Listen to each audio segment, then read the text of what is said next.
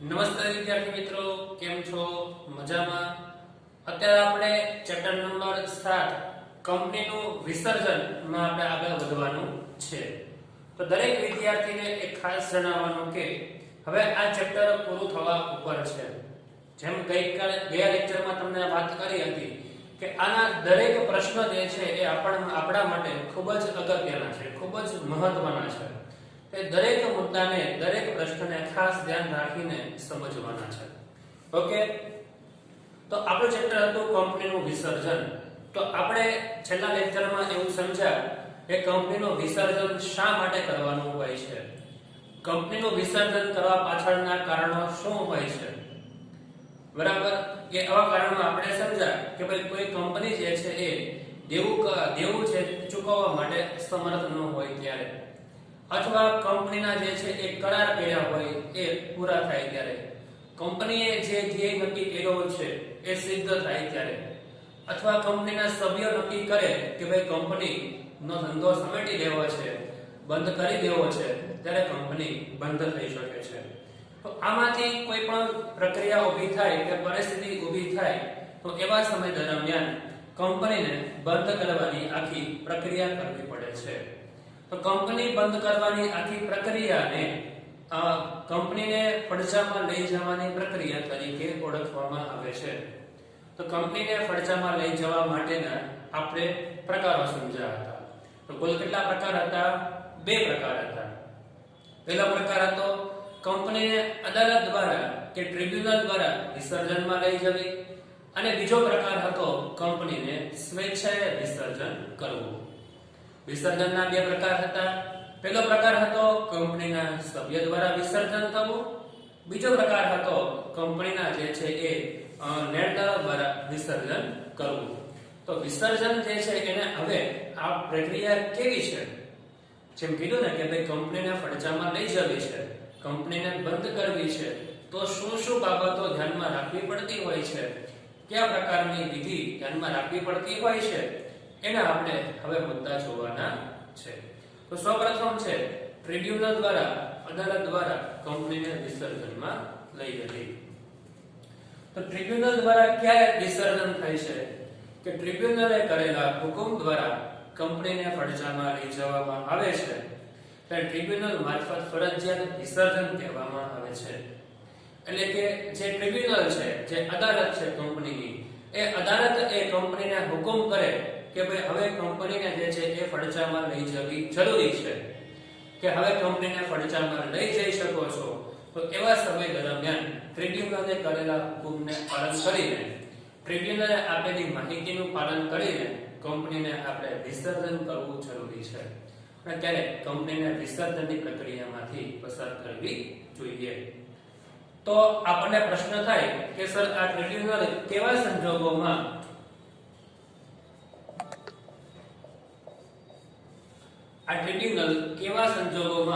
કંપનીને વિસર્જનની સૂચના આપી શકે છે, કંપનીને વિસર્જનની જે છે એ આજ્ઞા આપે છે.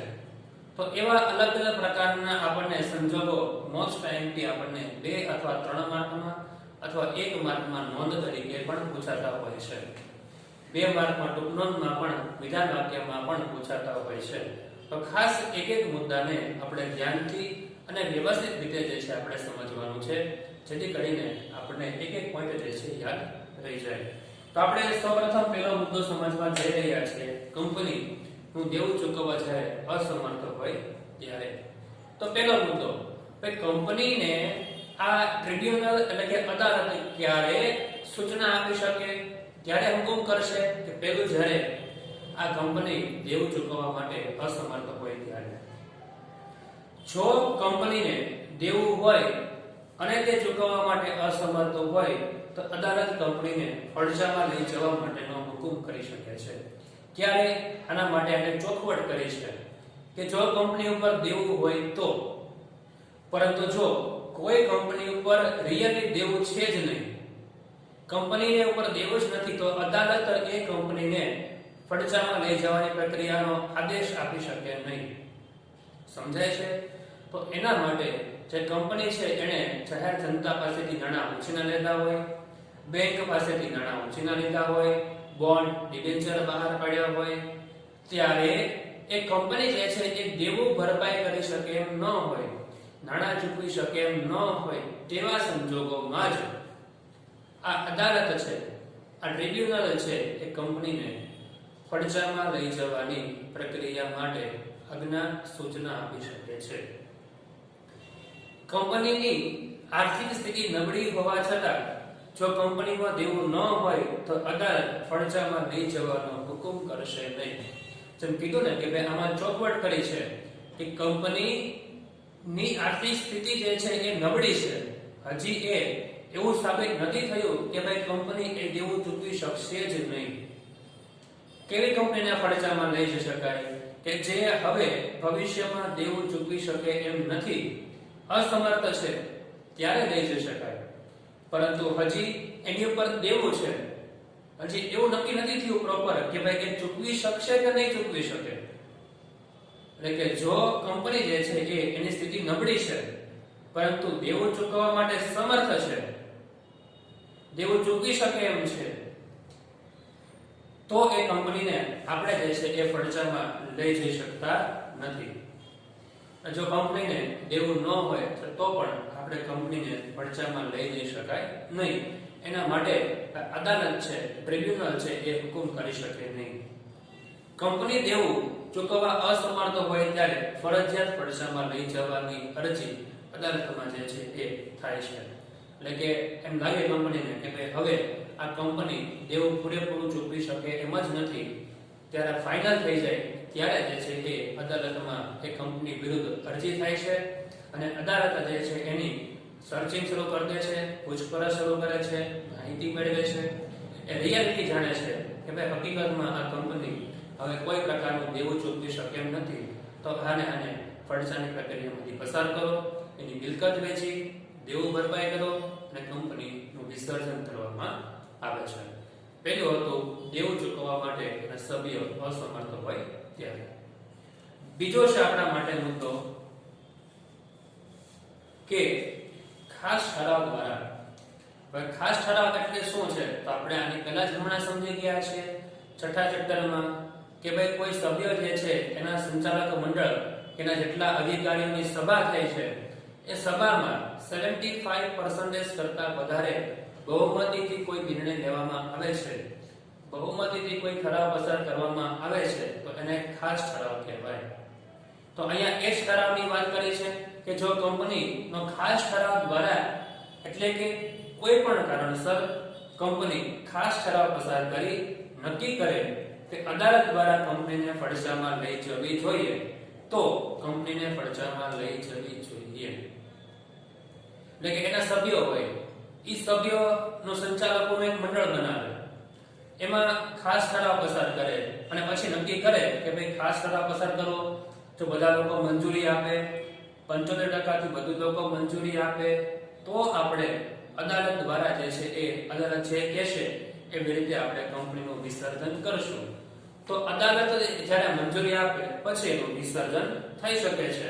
એટલે કે આપણે અદાલત દ્વારા જે છે એનું વિસર્જન શક્ય બને છે, પરંતુ એની પહેલા ખાસ ઠરાવ પસાર કરવો આવશ્યક છે. કંપનીના સભ્યો દ્વારા પણ સામાન્ય સભામાં ખાસ ઠરાવ પસાર કરીને કંપનીને ફડચામાં લઈ જઈ શકે છે. જેમ કીધું ને કે કંપનીના સભ્યો છે એ શું કરી શકે તો કંપનીના સભ્યો મંડળની રચના કરે, સભા બોલાવે અને એ સભામાં બધાની સર્વસંમતિથી 75% થી વધુ ખાસ ઠરાવ પસાર કરીને જો દરેક સભ્ય મંજૂરી આપે તો એ કંપનીને ફડચામાં લઈ જઈ શકાય છે. તો એ સમય દરમિયાન અદાલતને પણ પૂછવાની જરૂર નથી, ટ્રિબ્યુનલની મંજૂરી લેવાની પણ જરૂર નથી, કારણ કે સભ્યોએ જ બધાની સર્વસંમતિથી ખાસ ઠરાવ પસાર કરીને મંજૂરી મેળવી લીધી છે. તો હવે બીજી કોઈ પાસેથી પરમિશન લેવાની જરૂર નથી અને કંપનીને તમે ફડચામાં લઈ જઈ શકો છો. કંપનીના સંચાલકો ખાસ ઠરાવની નકલ સાથે અદાલતમાં અરજી કરવાથી સત્તા આપવામાં આવે છે. તો આ પ્રકારની સત્તા અદાલત ક્યારે આપશે તો જ્યારે આ પ્રકારની સત્તા માટે કંપની દ્વારા જ્યારે એક સભા બોલાવવામાં આવે છે અને સભામાં સર્વાનુમતિથી મંજૂરી મળે છે ત્યારે આ મંજૂરી માટેનો જે એક પત્રક બનાવવામાં આવે છે અને એ પત્રક સાથે એક અરજી અદાલતમાં કરવાની છે કે ભાઈ અમારા કંપનીના દરેક સભ્યો 80% સભ્યો જે છે એ કંપનીને વિસર્જન કરવા માટે સહમત છે, બરાબર, તો અમને વિસર્જન કરવાની અનુમતિ આપો.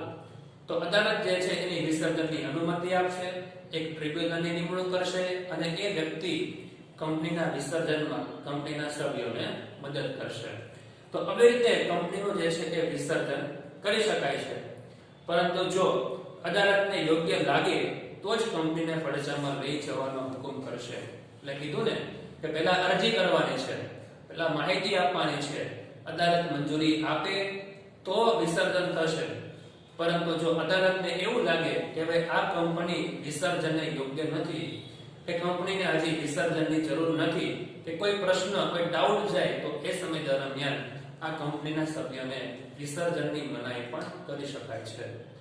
જ્યારે આ ટ્રિબ્યુનલ એટલે કે અદાલત જે છે એ મંજૂરી આપે તો વિસર્જન શક્ય છે, જો મંજૂરી ન આપે તો વિસર્જન શક્ય નથી. પરંતુ સભ્યોએ પોતાના મત માટે, પોતાની માનસિકતા માટે જે છે એ ખાસ ઠરાવ પસાર કરવો પડે. ખાસ ઠરાવ પસાર થઈ ગયું પછી એના સભ્યોએ હા પાડી એટલે ગ્રાઉન્ડ લેવલનું કામ પૂરું થઈ ગયું, પછી તમે અદાલતમાં જઈ શકો. પણ તમે ખાસ ઠરાવ પસાર કર્યા વગર 50% લોકોની બહુમતી તમે પસાર કરો તો ત્યાં જ વિરોધ થશે. એટલે કે ખાસ ઠરાવ પસાર કરી પછી ટ્રિબ્યુનલમાં અરજી આપવી જરૂરી બની જશે. ત્યારબાદ છે કંપનીની પ્રાથમિક સભા અને અહેવાલ. તો ત્રીજો મુદ્દો આપણા માટે, તો ત્રીજા મુદ્દામાં છે કંપનીની પ્રાથમિક સભા અને અહેવાલો. કંપની ધારાની જોગવાઈ દ્વારા અદાલતને કંપનીને ફરજમાં લઈ જવી જોઈએ. તો કંપનીને ફરજમાં કેવી રીતે લઈ જવી જોઈએ? તો અદાલતે નક્કી કર્યું એ પ્રમાણે.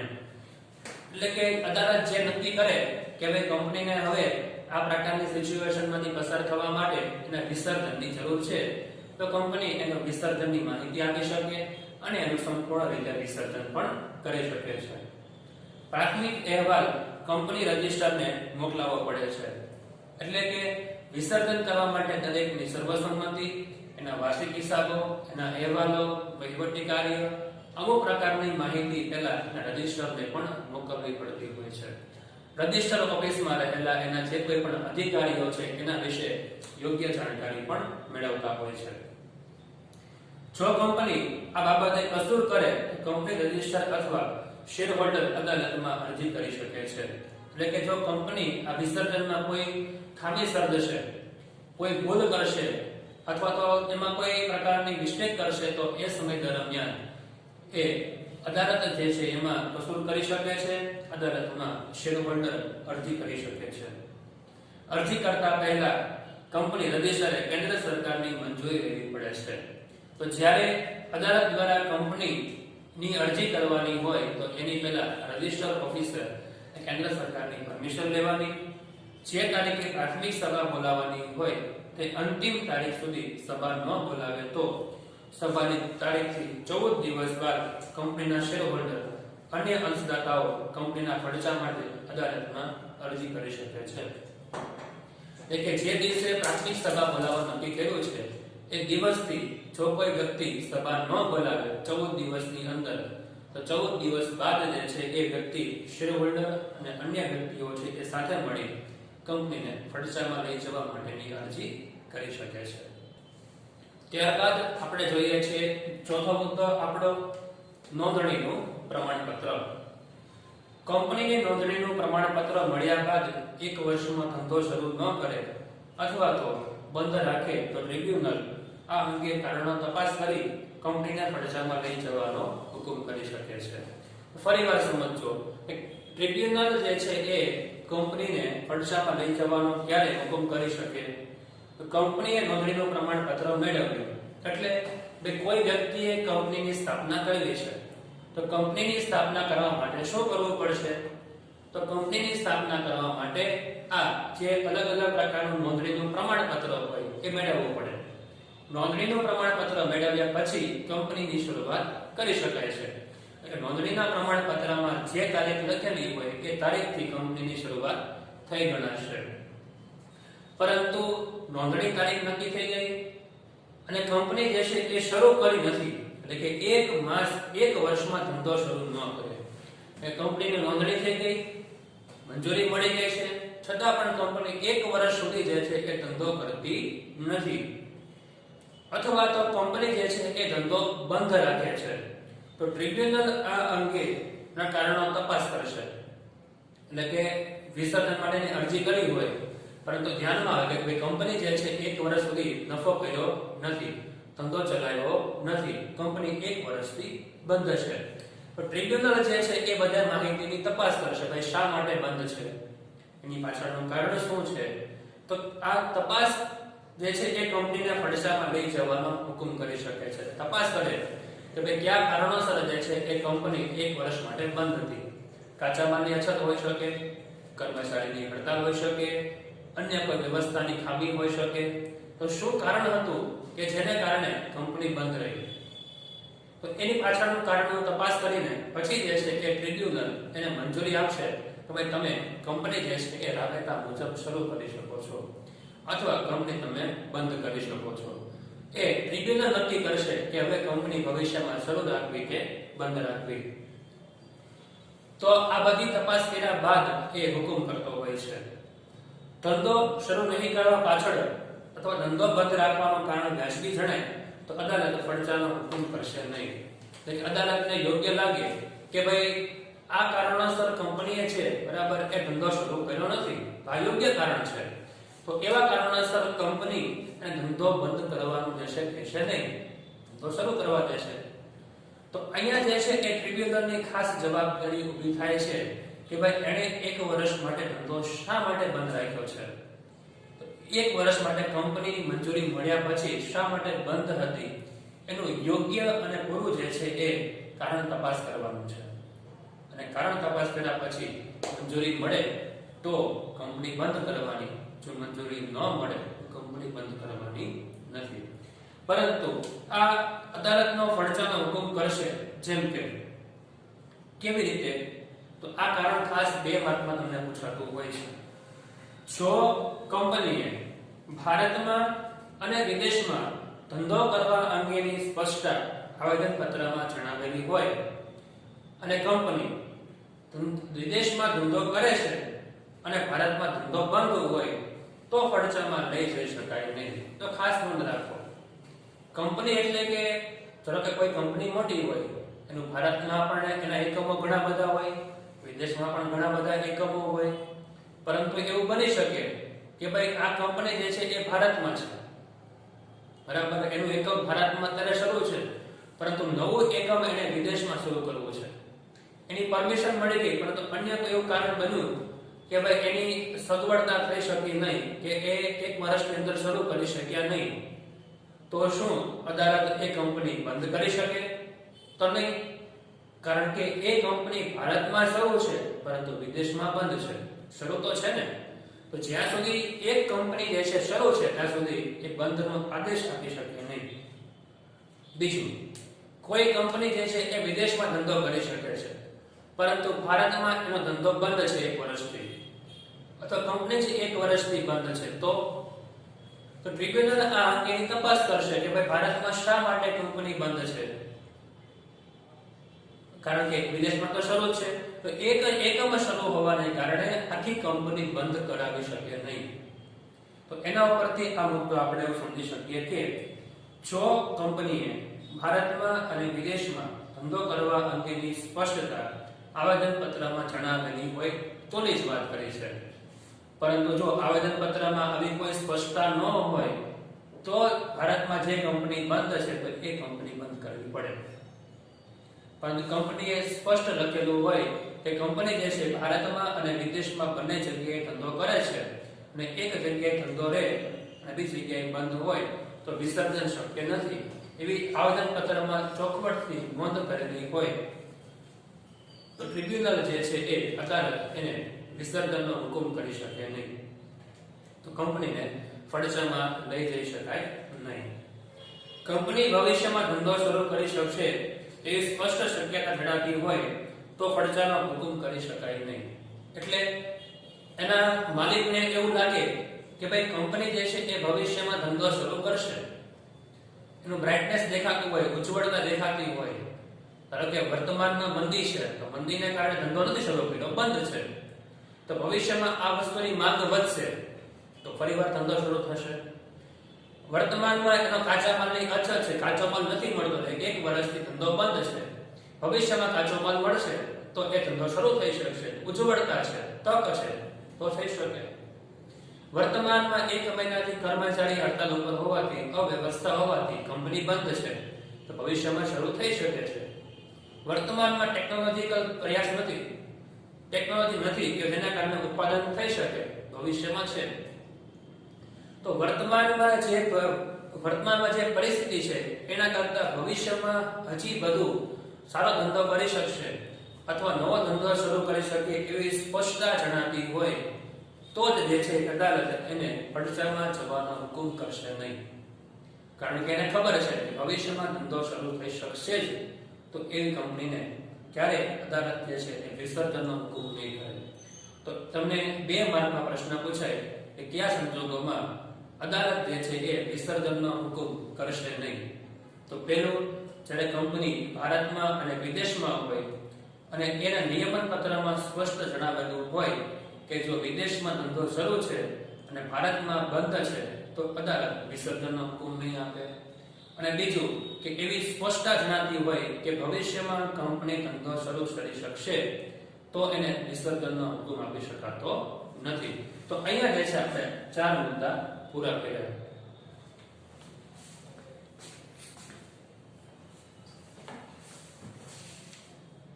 ઓકે, તો તમને આ 4 મુદ્દા એકદમ સરસ વ્યવસ્થિત સમજાઈ ગયા છે. તો નેક્સ્ટ મુદ્દા આપણે નેક્સ્ટ લેક્ચરમાં જોવાના છે. Okay, thank you very much. જય હિન્દ.